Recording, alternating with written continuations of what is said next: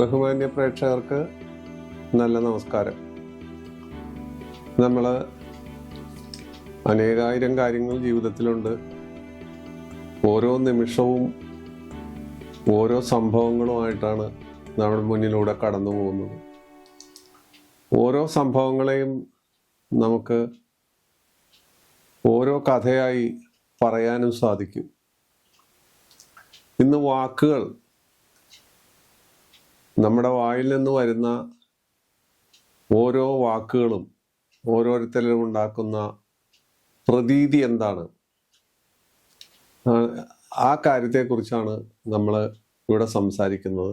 വാക്കുകൾ തോക്കുകളാകുന്ന അവസ്ഥയുണ്ട്, വാക്കുകൾ വളരെ മധുരതരമാകുന്ന അവസ്ഥയുണ്ട്, വാക്കുകൾ കൊണ്ട് ഒരു സാമ്രാജ്യം നഷ്ടപ്പെട്ട കഥയുണ്ട്, വാക്കിൻ്റെ ശക്തി കൊണ്ട് ഒരു സാമ്രാജ്യം നേടിയ കഥയുണ്ട്. എല്ലാത്തിനെയും വാക്കുകൾക്ക് ഏത് രീതിയിലും കൊണ്ടുപോകാൻ സാധിക്കും എന്നുള്ളതാണ് സത്യം. ചിലർ സംസാരിക്കുന്നത് കേട്ടാൽ നമുക്ക് അറപ്പും വെറുപ്പും തോന്നും. അവിടെ നിന്ന് സ്ഥലം വിട്ടു പോകാനോ അല്ലെങ്കിൽ അവരെ കയ്യേറ്റം ചെയ്യാൻ വരെ തോന്നിപ്പോവും. ചിലരുടെ സംഭാഷണം കേട്ടാൽ കേട്ടിരുന്നു പോവും, സമയം പോകുന്നത് അറിയില്ല. ഇങ്ങനെ ഭിന്ന രീതിയിലുള്ള സ്വഭാവക്കാരാണ് മനുഷ്യരിൽ പലതും. മൃഗങ്ങളിൽ പോലും ഈ പറയുന്ന സ്വഭാവഗതിയുണ്ട്.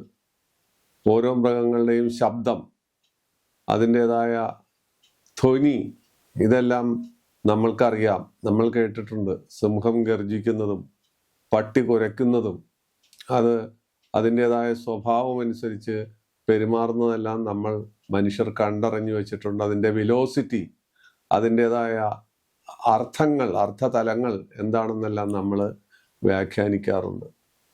അപ്പം മനുഷ്യരെ സംബന്ധിച്ചിടത്തോളം മനുഷ്യൻ്റെ ധനമാണ് അവൻ്റെ വാക്ക്. വാചകം അത് ജ്യോതിഷക്കാര് സൂചിപ്പിക്കുന്നത് ലഗ്നാൽ 2-ാം ഭാവം കൊണ്ടാണ്. 2-ാം ഭാവമാണ്. 2-ാം ഭാവം പലതിൻ്റെയും ഉടമസ്ഥനാണ്. പക്ഷെ വാക്ക്, വിദ്യ, അതുപോലെ ധനം, ഒരുപാട് കാര്യങ്ങളെക്കുറിച്ച് പറയാറുണ്ട്. മാരകത്വം വരെയുണ്ട് അവിടെ. ഇങ്ങനെയൊക്കെയുള്ള ഒരുപാട് കാര്യങ്ങളെക്കുറിച്ച് 2-ാം ഭാവത്തെക്കുറിച്ച് ചിന്തിക്കുമ്പോൾ പറയാറുണ്ട്. നമ്മൾ അത്തരം ഭാവങ്ങളെക്കുറിച്ച് ചിന്തിച്ചിട്ടല്ല പറയുന്നത്. വാക്കുകൾ മനുഷ്യനെ എങ്ങനെ ദ്യോതിപ്പിക്കാം, എങ്ങനെ സ്വാധീനിക്കാം, എങ്ങനെ വികർഷിക്കാം എന്നുള്ള കാര്യമാണ് ഇവിടെ പരാമർശന വിഷയമാക്കുന്നത്.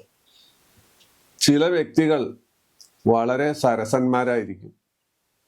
അവർ വളരെ സരസമായി സംസാരിച്ച് കാര്യങ്ങൾ, അതിൽ അന്തർലീനമായ വസ്തുക്കൾ നമ്മളിൽ അടിച്ചേൽപ്പിക്കുകയും അതറിയാതെ നമ്മൾ ചിരിച്ചുകൊണ്ട് സ്വീകരിക്കുകയും ചെയ്യും.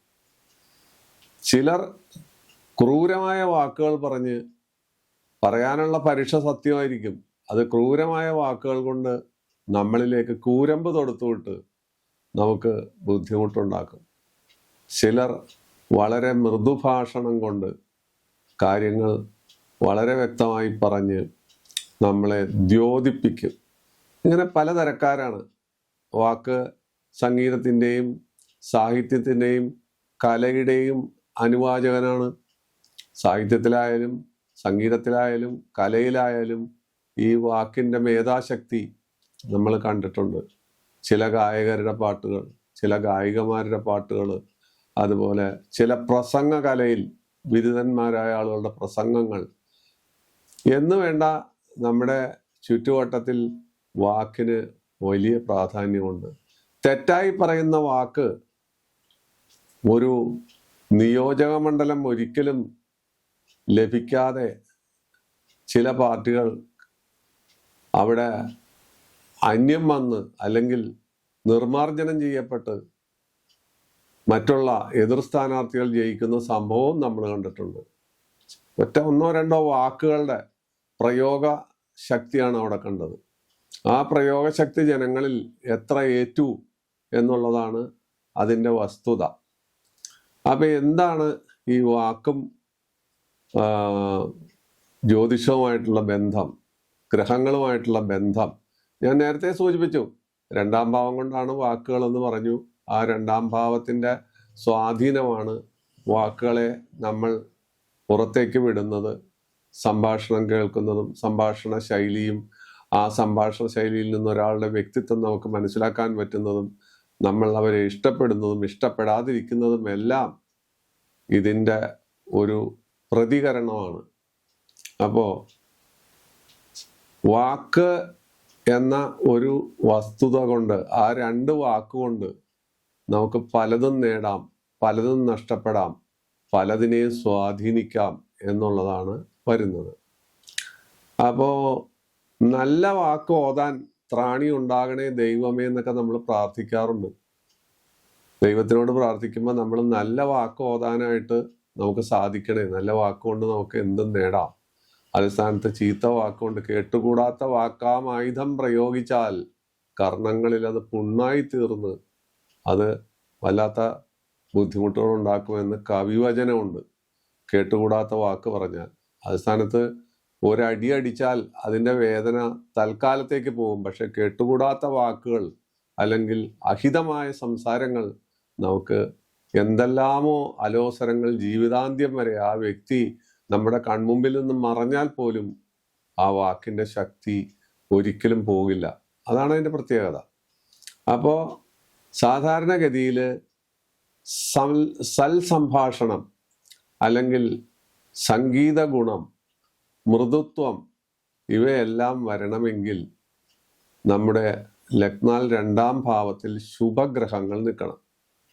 ശുഭഗ്രഹങ്ങളായാൽ പോരാ, അത് വ്യാഴം, ചന്ദ്രൻ, ശുക്രൻ, ബുധൻ ഇതുപോലെയുള്ള മൃദുവായ ഗ്രഹങ്ങൾ. ആ ഗ്രഹങ്ങൾ ഉണ്ടായിക്കഴിഞ്ഞാൽ അവരുടെ സംഭാഷണവും അവരുടെ വാക്കും വശീകരണ ശക്തി, വശ്യശക്തിയുള്ള വാക്കുകളായിരിക്കും. അതേ സ്ഥാനത്ത് തന്നെ അവിടെ രാഹു, കേതു രണ്ടിൽ, അല്ലെങ്കിൽ കുജൻ, ശനി മുതലായ ഗ്രഹങ്ങൾ കയറി നിന്നാൽ വാക്കുകൾ തോക്കുകളായി മാറും. കവികൾക്ക് ചിലപ്പോൾ വാക്ക് തോക്കാകാം. ചില സമയത്ത് ചില പ്രത്യേക കാര്യങ്ങളിൽ പ്രതികരിക്കുമ്പോൾ കവികൾ പറയാറുണ്ട്, എൻ്റെ വാക്ക് തോക്കായി മാറുകയാണ് എന്നൊക്കെ പറയാറുണ്ട്. അത് അത്തരം ഒരു സന്ദർഭത്തിലാണ് തോക്കായി മാറുന്നത്. അല്ലാത്ത രീതിയിൽ നമ്മൾ സംസാരിക്കുമ്പോഴും പ്രവർത്തിക്കുമ്പോഴും വാക്കിന് അതിൻ്റെതായ അർത്ഥതലമുണ്ട്, അതിൻ്റെതായ കാര്യങ്ങളുണ്ട്. അപ്പോൾ രണ്ടിൽ ഈ പറയുന്ന സൗമ്യഗ്രഹങ്ങൾ നിന്നാൽ അവരുടെ വാക്കും വാചകവും വളരെ മനോഹരമായിരിക്കും. അതേ സ്ഥാനത്ത് രണ്ടിൽ മറ്റുള്ള ഈ ക്രൂരഗ്രഹങ്ങളിൽ പ്രത്യേകിച്ച് ഗുളികൻ നിന്നാൽ, നാക്കത്ത് ഗുളികനുള്ളവരെന്ന് നമ്മൾ കേട്ടിട്ടുണ്ട്. പലരെ കുറിച്ച് നമ്മൾ പറയുക, അയാളോട് വർത്തമാനം പറയാൻ കൊള്ളില്ല, അയാളുടെ നാക്കത്ത് ഗുളികനാണ്, വായിൽ നിന്ന് വരുന്നത് വേണ്ടാധീനമേ വരൂ, അല്ലെങ്കിൽ മറ്റുള്ളവരെ അന്യാക്ഷേപം ചെയ്യുക, അല്ലെങ്കിൽ അന്യരെ തേജോവധം ചെയ്യുക എന്നുള്ള തൊഴിലാക്കിയിരിക്കുന്ന ആളുകളാണ് രണ്ടിൽ ഗുളികനുള്ള ആളുകൾ. രണ്ടിൽ ഗുളികനുള്ള ആളുകൾ സാധാരണഗതിയിൽ വിക്ക്, കൊഞ്ഞപ്പ് അല്ലെങ്കിൽ സംസാരം തിരിയാതെ വരിക, ഇഴച്ചു വലിച്ച് സംസാരിക്കുക. അവർ സംസാരിക്കുന്ന നമുക്ക് മനസ്സിലാവില്ല. അതാണ് എൻ്റെ പ്രത്യേകത. അതേ സ്ഥാനത്ത് ആ രണ്ടിൽ ശുഭനാണ് നിൽക്കുന്നതെങ്കിൽ ആ സംഭാഷണം വളരെ ലളിതമായിരിക്കും, മനസ്സിൽ തറഞ്ഞു കയറും. അപ്പൊ രണ്ടിൽ ഗുളികനാണ് ഏറ്റവും വലിയ കുഴപ്പക്കാരൻ.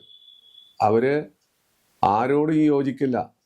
അവര് വർത്തമാനം പറഞ്ഞു വന്നാൽ ഏതൊരുത്തനും, എത്ര ക്ഷമാശക്തിയുള്ളവനും പിണങ്ങിപ്പിരിയും. ഒന്നിലും അവർ യോജിക്കില്ല. 100 പേരുണ്ടെങ്കിൽ 101 പേരോടും അവർ യോജിക്കില്ല. അവരവരോട് മാത്രമേ യോജിക്കുള്ളൂ. അവർ പറയും, മുയലിന് 4 ചെവിയുണ്ട്, ആനയ്ക്ക് 3 കൊമ്പുണ്ട്, ഇങ്ങനെയൊക്കെയുള്ള ഫലിതങ്ങൾ പറയും. അല്ലെങ്കിൽ മഞ്ഞുകാലത്ത് ഇപ്പം മഴ പെയ്യും, ഈ ആദ്യ ഫലിതങ്ങൾ പറയും. ഇവര് നാക്കെടുത്ത് വല്ലതും പറഞ്ഞാൽ അത് ഫലിക്കുകയും ചെയ്യും. മഞ്ഞുകാലത്ത് മഴ പെയ്യും, അല്ലെങ്കിൽ അതുപോലുള്ള കാര്യങ്ങൾ, അവർ പറയുന്ന കാര്യങ്ങൾ അവരെന്തെങ്കിലും വായെടുത്ത് പറഞ്ഞ് ഇന്നത് സംഭവിക്കും എന്ന് പറഞ്ഞാൽ അത് സംഭവിക്കും. ഈ രണ്ടിൽ ക്രൂരഗ്രഹങ്ങൾ നിൽക്കുന്ന, പ്രത്യേകിച്ച് ഗുളിയൻ നിൽക്കുന്ന ആളുകളെ സംബന്ധിച്ചിടത്തോളം അതാണ് ഒരു വശം. ഇനി ലഗ്നത്തിന്റെ 12 ക്രൂരഗ്രഹങ്ങൾ നിന്നാൽ രവി, ശനി, രാഹു, കേതു, അതുപോലെയുള്ള ചൊവ്വ, ഇങ്ങനെയുള്ള പാപഗ്രഹങ്ങൾ നിന്നാൽ ഷഠയോഗം എന്ന് പറയുന്ന ഒരു യോഗം വരും. ഷഠയോഗത്തിൽ ജനിച്ചവൻ സാധാരണ ഏത് കാര്യത്തിനും നല്ലത് പറഞ്ഞാലും ചീത്ത പറഞ്ഞാലും അവർ നെഗറ്റീവായിരിക്കും. അവര് ഒരു വ്യക്തിയെ തേജോവധം ചെയ്യാൻ അനാവശ്യ വാക്കുകൾ പ്രയോഗിച്ച് അവരെ വേദനിപ്പിച്ചിട്ട് അവരുടെ വേദന കണ്ട് ഇവര് ദുഃഖിക്കും. അയ്യോ, ഞാൻ അങ്ങനെ പറഞ്ഞു പോയല്ലോ, അത് പറയാൻ പാടില്ലാത്ത വാക്കാണല്ലോ ഞാൻ പറഞ്ഞത്, ഞാൻ എന്തിനങ്ങനെ പറഞ്ഞു എന്ന് വെച്ചാൽ അവര് സ്വയം ദുഃഖിക്കും. അത് കഴിഞ്ഞ് ഇവർക്കൊരു സ്വഭാവമുണ്ട്, ആ പറഞ്ഞ ആൾക്ക് വാരിക്കോരി സഹായം ചെയ്യും. കാരണം ഈ പാവക്കറ കഴുകിക്കളയണമല്ലോ, പക്ഷെ പാവക്കറ പോകില്ല. കേരളത്തിൽ ഞാൻ അറിയുന്ന ഒരു രാഷ്ട്രീയക്കാരനുണ്ടായിരുന്നു. അദ്ദേഹം ഇപ്പോഴും ജീവിച്ചിരിപ്പുണ്ട്, രാഷ്ട്രീയത്തിൽ നിന്നൊക്കെ പുറത്തുപോയി. അദ്ദേഹം മന്ത്രിസ്ഥാനത്തും മറ്റ് പല സ്ഥാനത്തും ഇരുന്നയാളാണ്. അദ്ദേഹത്തെ കാണാൻ ചെന്നാൽ മൂക്കത്ത് ദേഷ്യമാണ്. അപ്പോ ചെന്ന പാടെ എന്തെങ്കിലും കാര്യം പറഞ്ഞാൽ ഉടനടി ശണ്ഠയാണ്. വാക്കുകൊണ്ട് തല്ലും, വാക്കുകൊണ്ട് പ്രഹരിക്കും. അങ്ങനെ ആ മനുഷ്യൻ ചെയ്താൽ അതിനർത്ഥം ചെന്ന കാര്യം സാധിച്ചു എന്നുള്ളതാണെന്ന് പിന്നീട് ജനങ്ങൾക്ക് മനസ്സിലായി. ഇങ്ങനെ വായിൽ കൊള്ളാത്ത, അല്ലെങ്കിൽ നമുക്ക് കേൾക്കാൻ കൊള്ളാത്ത, ചെവിയിൽ കേൾക്കാൻ പാടില്ലാത്ത വർത്തമാനങ്ങൾ പറഞ്ഞ് ആളുകളെ മുഷിപ്പിച്ച് ചിലപ്പോൾ ചിലർ കരഞ്ഞു പോകും. അങ്ങനെ ചെയ്തു കഴിഞ്ഞ് 10 മിനിറ്റ് കഴിയുമ്പോൾ ഈ പറഞ്ഞ ആളെ അന്വേഷിക്കും. ചിലപ്പോൾ അയാളെ സ്ഥലം വിട്ടിട്ടുണ്ടാവും, അയാൾ അവിടുന്ന് ആ ദുഃഖഭാരത്താൽ വേറെ എവിടേക്കെങ്കിലും പോയിട്ടുണ്ടാവും. പക്ഷെ അയാളെ തേടി പിടിച്ച് വിളിച്ചു വരുത്തി അയാൾ ആവശ്യപ്പെട്ട കാര്യങ്ങൾ ചെയ്തു കൊടുക്കുന്ന ഒരു സ്വഭാവമാണ് ഷഠയോഗം എന്ന് പറയുന്ന യോഗം. അങ്ങനെ ഒരു യോഗമുണ്ട്. കാരണം ലഗ്നാൽ 12 ഈ പറയുന്ന ക്രൂരഗ്രഹങ്ങളോ ദോഷഗ്രഹങ്ങളോ പാപഗ്രഹങ്ങളോ നിന്നാൽ ഷഠയോഗം എന്ന് പറയുന്ന യോഗമാണ്. ആ യോഗമുള്ളവരുടെ സ്വഭാവമാണ്, അവര് ഉള്ളിൽ ശുദ്ധന്മാരായിരിക്കും. അവരുടെ ഉള്ളിലുള്ളത് ശുദ്ധതയാണ്. പക്ഷെ ദേഷ്യം, ഒരാള് കടന്നു വരുന്ന, സഹായം അഭ്യർത്ഥിച്ചു വരുന്ന ആള്, ഭിക്ഷ ചോദിച്ചു വരുന്ന ആളുകളോട് വളരെ വല്ലാത്ത കഠിന വാക്കുകൾ പറഞ്ഞ് അവരെ തിരിഞ്ഞു നടക്കുമ്പോഴായിരിക്കും തിരികെ വിളിച്ചിട്ട് അവരെ ആഗ്രഹിക്കുന്ന 10 ഇരട്ടി അവർ കൊടുക്കും. അത് കഴിഞ്ഞിട്ട് ഞാൻ എന്തിനാ അയാളെ ഇങ്ങനെ പറഞ്ഞു എന്നോർത്ത് ഇവർ വിഷമിക്കുകയും ചെയ്യും. അങ്ങനെ ഉള്ളൊരു സ്വഭാവവും വാക്കിൻ്റെയും വാചകത്തിൻ്റെയും കാര്യത്തിലുണ്ട്. നിത്യജീവിതത്തിൽ ഒരു ഏടാണ് എടുത്ത് ഞാൻ കാണിക്കുന്നത്. ഇത് നിങ്ങളിൽ പലരെയും സംബന്ധിച്ചും ഉണ്ടായേക്കാം.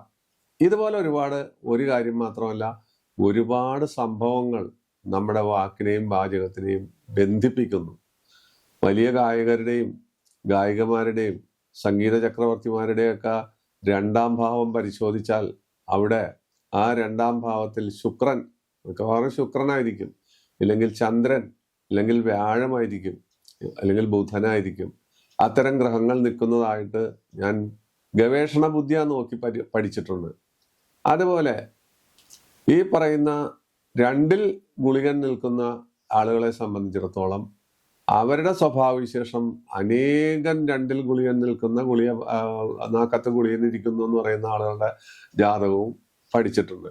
ഞാൻ അറിയുന്ന ഒരു വലിയ പൊതുമേഖലാ സ്ഥാപനത്തിൽ ഉദ്യോഗം കിട്ടിയ ഒരു വ്യക്തി, അദ്ദേഹം മേലധികാരിയുമായിട്ട് വഴക്കിട്ട് അവിടെ നിന്ന് മേലധികാരി ഇയാളെ സ്വഭാവ ദൂഷ്യത്തിന് സസ്പെൻഡ് ചെയ്തിട്ട് കേസ് പറഞ്ഞത് ഏകദേശം 20ലധികം കൊല്ലമാണ്. 20ലധികം കൊല്ലം കേസ് പറഞ്ഞ് ഈ വിദ്വാൻ ജയിച്ച് ആ സീറ്റിൽ വന്നിരിക്കുമ്പോൾ അയാള് റിട്ടയർ ചെയ്യാൻ ഏതാനും മാസങ്ങളേ ഉള്ളൂ.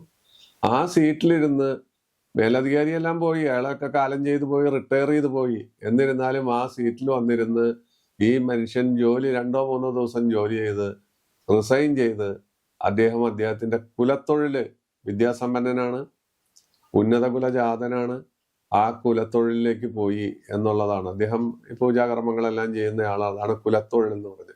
അതിലേക്ക് പോയ ഒരു വാശിക്കാരനായ മനുഷ്യൻ എൻ്റെ മുമ്പിലുണ്ട്. ഇതുപോലെ അനേകം പേര് വാക്കുകൊണ്ട് പ്രശ്നങ്ങൾ ഉണ്ടാക്കി അവരുടെ ജീവിതം തന്നെ മാറ്റിമറിക്കുകയും അതുപോലെ ഉള്ള കാര്യങ്ങളിൽ ഏർപ്പെടുകയും ചെയ്ത കഥകൾ, 100 കഥകൾ പറയാനുണ്ട്. അതുപോലെ മൃദുവചനം കൊണ്ട് അല്ലെങ്കിൽ നല്ല വാക്കുകൊണ്ട് കാര്യങ്ങൾ നേടിയെടുത്ത വിദ്വാൻമാരെയും കണ്ടിട്ടുണ്ട്. അപ്പൊ ഇത് 2 തലമാണ്. ഈ 12ാം ഭാവത്തിൽ ഷഠയോഗം ചെയ്ത് നിൽക്കുന്നതും അതുപോലെ 2ൽ ക്രൂരഗ്രഹങ്ങൾ, ഗുളികൻ, രാഹു മുതലായ കേതു കുജൻ മുതലായ ഗ്രഹങ്ങൾ നിന്നിട്ട് അതിൽ നിന്നുണ്ടാകുന്ന വാഗ്ധോരണിയിൽ മുങ്ങി അവരുടെ ജീവിതം തൊലയ്ക്കുകയോ അല്ലെങ്കിൽ അവരുടെ വാശി കൊണ്ട് അവർ സ്വയം നശിക്കുകയോ മെഴുകുതിരി പോലെ അലിഞ്ഞലിഞ്ഞ് തീരുന്ന അവസ്ഥ ഉണ്ടാകുന്ന ഒരു വിഭാഗവും, മറ്റൊരു തരത്തിൽ പറഞ്ഞാൽ ഈ നല്ല വാക്കുകൊണ്ട് അവർ ആരെയും വശീകരിച്ച് അവരുടെ ജീവിതം കെട്ടിപ്പടുക്കുകയും ചെയ്യുന്ന കാഴ്ചയും കണ്ടിട്ടുണ്ട്. ഇതൊക്കെ സർവ്വസാധാരണ സംഭവങ്ങളാണ്. ആരും ഇതറിയാറില്ല. ഇതിന്റെ പിന്നിലുള്ള വസ്തുത എന്താണെന്ന് ആരും മനസ്സിലാക്കുകയും ചെയ്യുന്നില്ല. അപ്പോ ഇതിന്റെ പിന്നിലുള്ള കാര്യം എന്തെന്ന് വെച്ചാൽ, നമ്മുടെ വാക്കിന്റെയും വാചകത്തിന്റെയും സ്ഥാനാധിപനായ രണ്ടിൽ നിൽക്കുന്ന ഗ്രഹങ്ങൾ, അത് ക്രൂരന്മാരായാൽ അല്ലെങ്കിൽ ദോഷഗ്രഹങ്ങളായാൽ ഉണ്ടാക്കുന്ന പ്രത്യാഘാതം, അത് നല്ല സ്ഥാനത്ത് നിന്നാൽ സൽസ്ഥാനത്ത് നിൽക്കുന്ന ശുഭഗ്രഹങ്ങളായാൽ അതിൻ്റെ പ്രത്യേകത, ഇതെല്ലാം ഇതുമായി ബന്ധപ്പെട്ട് നിൽക്കുന്നു. പിന്നെ വരുന്ന കാര്യങ്ങളെന്ന് വെച്ചാൽ ഗ്രഹങ്ങളുടെ ബലക്കുറവും മൗഢ്യവുമാണ്. ഇപ്പൊ ബുധന് വാക്കുമായി ബന്ധമുണ്ട്, വിദ്യയുമായി ബന്ധമുണ്ട്. ആ ബുധന് മൗഢ്യം വരിക, അല്ലെങ്കിൽ ആ ബുധന് നീചം വരിക, മീനത്തിൽ നീചനായി നിൽക്കുക. നീചത്തിൽ നിന്നിട്ട് നീചഭംഗ രാജയോഗം തന്നാൽ ആ ബുധൻ ആദ്യകാലത്തെല്ലാം വേണ്ടാധീനങ്ങൾ പറഞ്ഞാലും പിൽക്കാലത്ത് അത് വളരെ അനുഭവം കൊണ്ട് സോഫ്റ്റായി മാറി അല്ലെങ്കിൽ മൃദുവായി മാറി അവര് നേട്ടങ്ങൾ കൊയ്യാറുണ്ട്. അതുപോലെ ചന്ദ്രന് ബലമില്ലാതെ വരികയും അത് 2-ൽ നിൽക്കുകയും അല്ലെങ്കിൽ 12-ൽ വന്ന് നിൽക്കുകയൊക്കെ ചെയ്താൽ ഈ പറഞ്ഞ ആദി വാക്കിനും വാചകത്തിനും പോരായിക വരും. സംസാരം കൃത്യമായി വരാതെ വരും, സംസാരത്തിന് ശക്തി പോരാതെ വരും. വ്യാഴത്തിനായാലും നീചം വന്ന് അതിപ്പോ ധനുലഗ്നത്തിന്റെ 2-ൽ മകരത്തിൽ വ്യാഴം നീചനായിട്ട് നിൽക്കുന്നു എന്ന് കണക്കാക്കുക. ആ വ്യക്തിയെ സംബന്ധിച്ച് അയാൾക്ക് ഗുണദോഷ മിശ്ര ഫലമായിരിക്കും ഉണ്ടായിരിക്കുന്നത്. ആദ്യം ചാടിക്കേറും, കുതിച്ചു കയറും, നമ്മളെ വഴക്ക് പറയും, അല്ലെങ്കിൽ മറ്റൊരാളെ അപഹസിക്കും. അത് കഴിഞ്ഞിട്ട് നേരെ റിവേഴ്സ് ഗിയറിൽ വന്നിട്ട് അയാള് നല്ല രീതിയിൽ പെരുമാറുകയും ചെയ്യും. അതേ സ്ഥാനത്ത് ധനുലഗ്നത്തിന്റെ 2-ൽ വ്യാഴം നിൽക്കുന്നു. ആ വ്യാഴത്തിന് നീചഭംഗ രാജയോഗം ഉണ്ട് എങ്കിൽ വകുപ്പ് മാറും. ആ നീചഭംഗ രാജയോഗം ആദ്യമൊക്കെ ഒന്ന് ദേഷ്യപ്പെട്ട് കാണിച്ചാലും പിന്നീട് വാക്കുകൊണ്ട് നമ്മളെ തലോടി നമുക്ക് വേണ്ട സൗകര്യങ്ങളെല്ലാം ചെയ്തു തരികയും അവരതിൽ ആനന്ദം കാണുകയും ചെയ്യും. ഇതൊക്കെയാണ് ഇത് വളരെ സൂക്ഷ്മദൃഷ്ടിയോടുകൂടി ഓരോന്നും വീക്ഷിച്ചാൽ മാത്രമേ കൃത്യമായി ഒരു വ്യക്തിയെ കാണുന്നു, ആ വ്യക്തി ഈ രീതിയിൽ പെരുമാറുന്നു, ഇതിന് കാരണം എന്താണ്, ഇതിന്റെ പിന്നിലുള്ള പശ്ചാത്തലം എന്താണെന്ന് പഠിക്കണമെങ്കിൽ അയാളുടെ ജാതകം എടുത്തു നോക്കിയാൽ നമുക്ക് കൃത്യമായി ഒരു സ്കാൻ റിപ്പോർട്ട് പോലെ ഈ കാര്യങ്ങൾ കാണാൻ സാധിക്കും. ഇയാൾ എന്തുകൊണ്ട് ഇങ്ങനെ സംസാരിക്കുന്നു, ഇയാളുടെ വാക്ക് എന്തുകൊണ്ട് ഇങ്ങനെ വരുന്നു, ഇയാളുടെ സംസാര രീതിക്ക് എന്താണ് പ്രശ്നം എന്ന് നമുക്ക് കൃത്യമായി കാണാൻ പറ്റും. അതുപോലെ ഞാൻ പറഞ്ഞ കലാകാരന്മാരുടെ കാര്യത്തിലായാലും മറ്റുള്ളവരുടെ കാര്യത്തിലായാലും ഈ സംഭവം നമുക്ക് കൃത്യമായി വീക്ഷിക്കാനും അനലൈസ് ചെയ്യാനും പറ്റും എന്നുള്ളതാണ് ഞാൻ മനസ്സിലാക്കി വെച്ച ഒരു കാര്യം. അനേക ജാതകങ്ങൾ, അനേക വ്യക്തികൾ, അവരുടെ സംഭാഷണം, അവരുടെ പെരുമാറ്റം, അവരുടെ വാക്കുകൾ, ആ വാക്കുകൾ കൊണ്ട് ഉണ്ടാകുന്ന ദൂഷ്യഫലങ്ങളും ഗുണഫലങ്ങളും, അതുപോലെ ഗായകന്മാരുടെ അവരുടെ ആ പ്രൊനൗൺസിയേഷൻ, ഉച്ചാരണ ശുദ്ധി, അവരുടെ പ്രസന്റേഷൻ, അതുപോലുള്ള നടന്മാര് മുതലായവരുടെ എല്ലാം നമ്മൾ നോക്കി പഠിക്കുമ്പോൾ ഇതിൻ്റെ സ്വാധീനം അവിടെ കൃത്യമായി കാണാം. അപ്പോൾ വാക്കുകൾ തോക്കുകളായി മനുഷ്യനെ ദ്രോഹിക്കുന്നതും വാക്കുകൾ സത്യത്തിൽ പൂക്കളായി നമ്മളെ തലോടുന്നതും 2 തലങ്ങളാണ് നമ്മളിവിടെ പറഞ്ഞത്. ഈ 2 തലങ്ങളിലും ഉണ്ടാകുന്ന കാര്യങ്ങളും അതിൽ ഗ്രഹങ്ങൾ എങ്ങനെ സ്വാധീനിക്കുന്നു എന്നുള്ള കാര്യമാണ് നമ്മൾ ഇവിടെ സംസാരിച്ചു വന്നത്. ഈ കാര്യം നിങ്ങൾ മറ്റുള്ള വ്യക്തികളെ കാണുമ്പോൾ ദയവായി മനസ്സിലാക്കുക, ദയവായി ഈ അധ്യായം ഓർത്തിരിക്കുക. ഇത്രയും പറഞ്ഞ് വീണ്ടും നമസ്കാരവും നന്ദിയും പറഞ്ഞ് അടുത്ത അധ്യായത്തിലേക്കായി നമുക്ക് പോകാം. എല്ലാ ബുധനാഴ്ചയും ഞായറാഴ്ചയും. നന്ദി, നമസ്കാരം, വിട.